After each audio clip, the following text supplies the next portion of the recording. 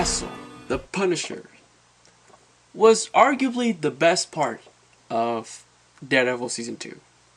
And because of fan demands, Marvel and Netflix was like, you know what, we're gonna give you the Punisher solo series. So how was this show? Is it good? Is it bad? You know, before I even start the series, I went on, Rotten Tomatoes, made a score, and I was a bit surprised. I was a bit surprised by how low the score were. I think it stand on like 61% Rotten Tomato, which is not like a terrible score, but when you look at Daredevil, Luke Cage, even Defenders got like a 75, 74 something. Jessica Jones, they're all like 80s, 90s, sort of, really, really high score.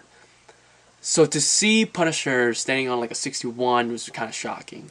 And like a 50 something, 54 on Metascore, which is like a mix, sort of reviews. So I didn't know how to like react to that. So I'm like, okay, it looks like it's better than Inhumans and Iron Fist, but it's still a pretty mediocre, according to these critics.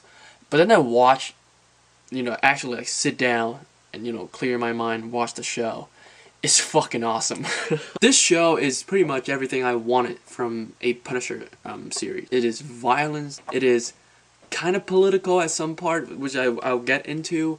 The acting, oh my god. The acting in this show, it just is like Emmy worthy. Like everybody, the performance across the board, it's just insanely good.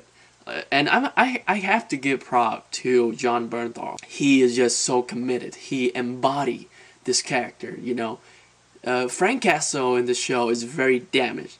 And you see that. You see a lot of that. He's so damaged. Not like physically, but like, inside. He's, dealing with a lot of the loss of his family.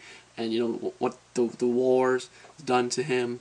And it is very hard to watch at some part. And then when he gets violence, he start killing everybody. Is like, the fanboy in me is like, oh, that's awesome. But like at the same time, it's kind of sad. Like this guy, he's angry and he so fucked up, like he just taking all his anger onto these, bad guys. We also have characters like David Lieberman, also known as Micro, and the chemistry between the two really make this show. Like I love the interaction between Frank and David. They really make this show. Watching the two of them, it made me feel like the Punisher is, Netflix and Marvel favorite sort of characters out of, the Defenders, the Netflix series. Because all the dialogue is just on point.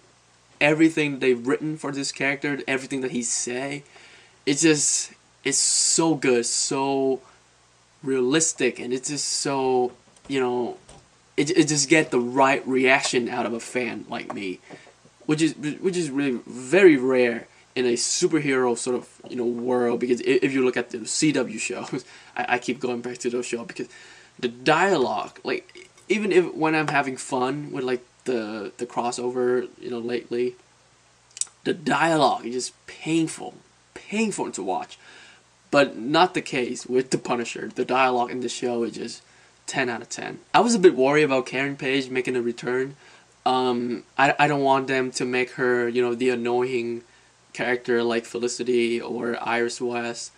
But fortunately, she was a badass in this show. She's everything I wanted from that type of character, that type of supporting character. She's not there to interfere with the main character journey, but she's there to keep him grounded, to make sure that he's alright. There's a news character in this series. I don't think she's in the comics, not that I know of, called Dina Madani. She's like a cop, a good cop who's, trying to investigate a case, and then it led her to, all sort of like conspiracies. At first I was like, I don't know how I feel about this, because when you introduce a new characters to a comic book world. Sometimes it went well, sometimes it will give you characters like Harley Quinn, sometimes it give you characters like Felicities. So I don't know how I feel about that because her storyline was very separate from Frank, even though they kind of want the same thing. But slowly you can see their paths sort of starting to cross, and when they do cross, the show get a lot better. Which is like one of my biggest complaints with the show is that it started really slow and kind of sloppy at some part because you jump back and forth from Madani and then Frank.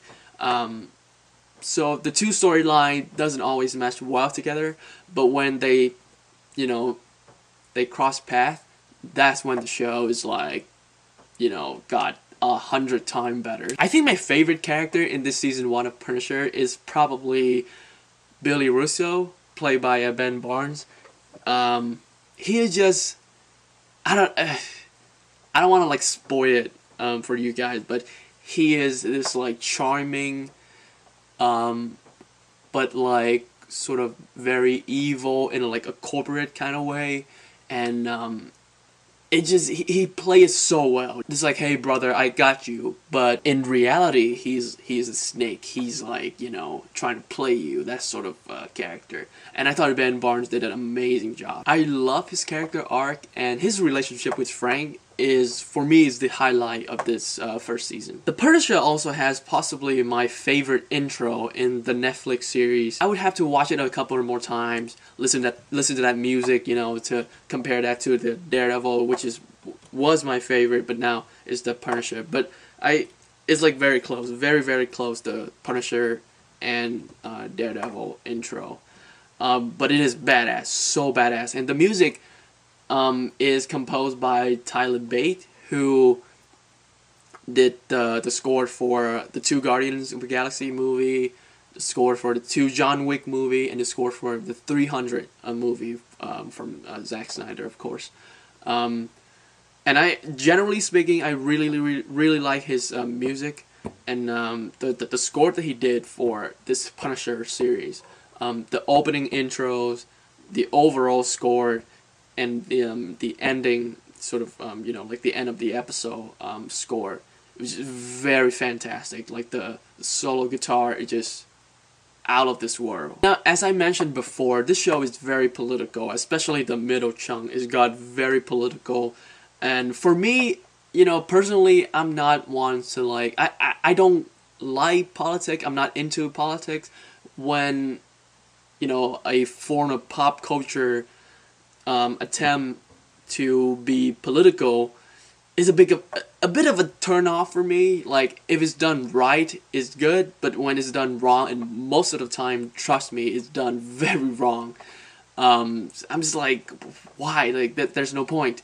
But luckily, this show is done very right, for at least for me personally, because the Punisher this season is not just about a man journey for revenge. It's not just about a comic book adaptation or a awesome action you know, series.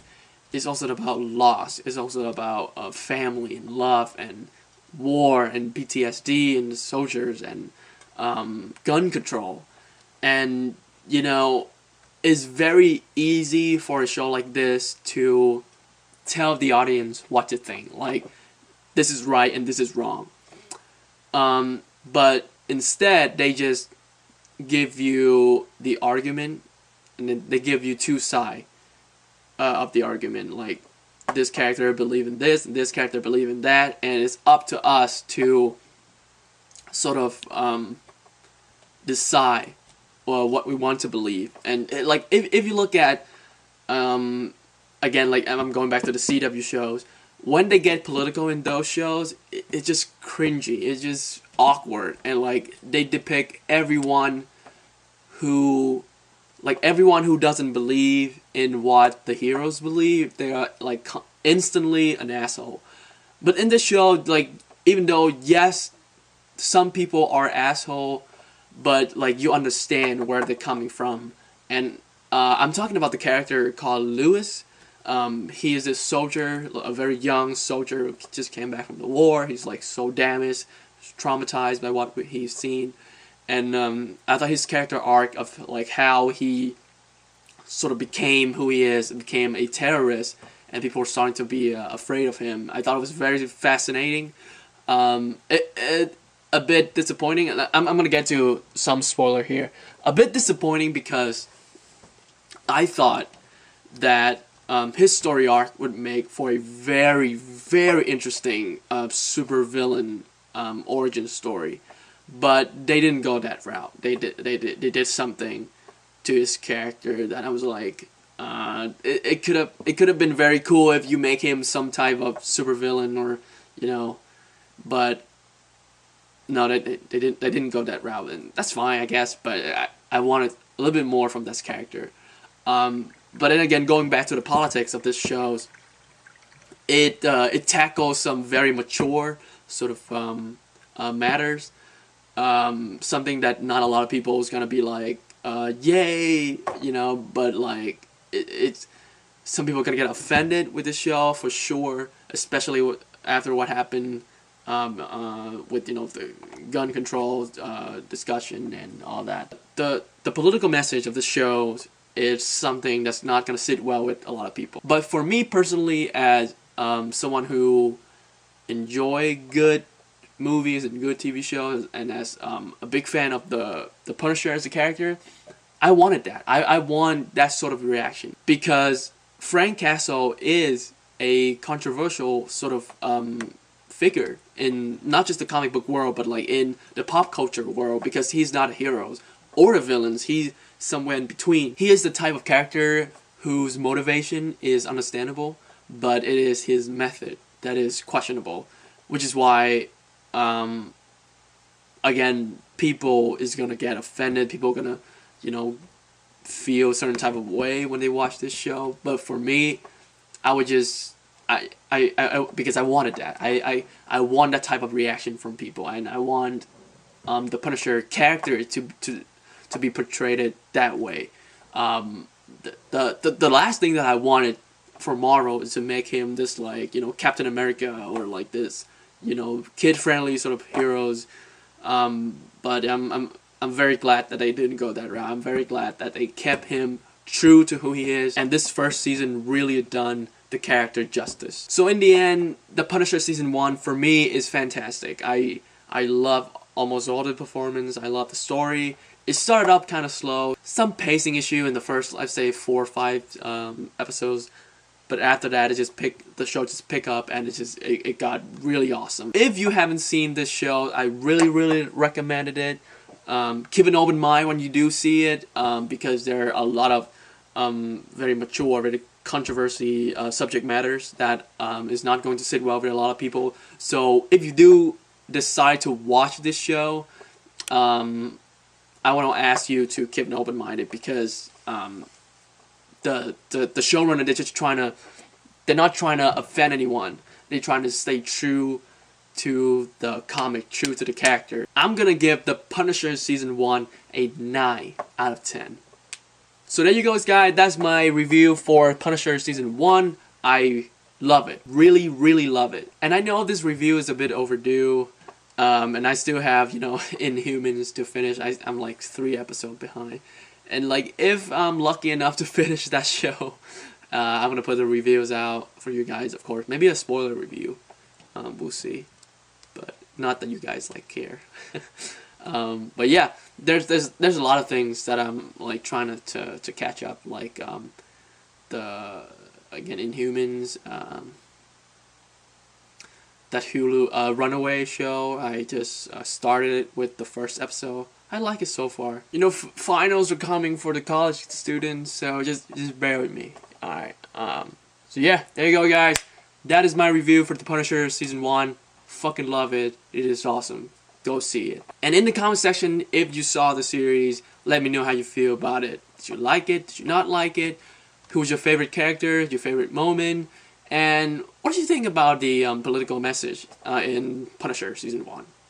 Alright, there you go. Once again, thank you guys for watching. If you like this, click the like button, subscribe to me if you want to see more review like this. And with that being said, I'll see you soon.